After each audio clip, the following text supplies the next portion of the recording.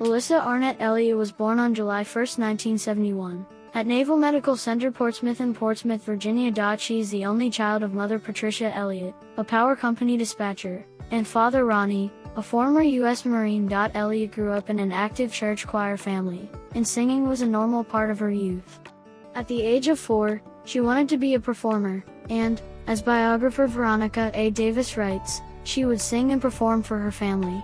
In later years, she feared no one would take her seriously, because she was always the class clown. While her father was an active Marine, the family lived in Jacksonville, North Carolina, in a manufactured home community.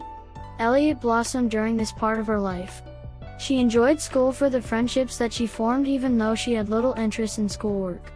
She would later get well above average marks on intelligence tests, and she was advanced 2 years ahead of her former class. Her move in grades caused isolation, and she purposely failed, eventually returning to her previous class. When her father returned from the Marines, they moved back to Virginia, where they lived in extreme poverty. Life in Virginia saw many hardships. Elliott talks about domestic abuse by her father.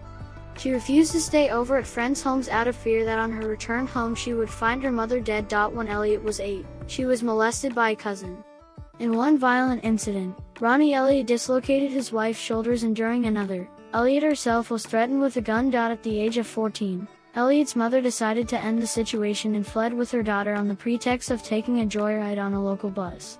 In reality, the pair had found refuge at a family member's home where their possessions were stored in a loaded U-Haul truck. Elliott tells her that she feared her father would kill them both for leaving. She later stated, "When we left, my mother realized how strong she was on her own, and it made me strong. It took her leaving her home to be able to realize that." Elliott and her mother lived in the Hodges Ferry neighborhood of Portsmouth, Virginia.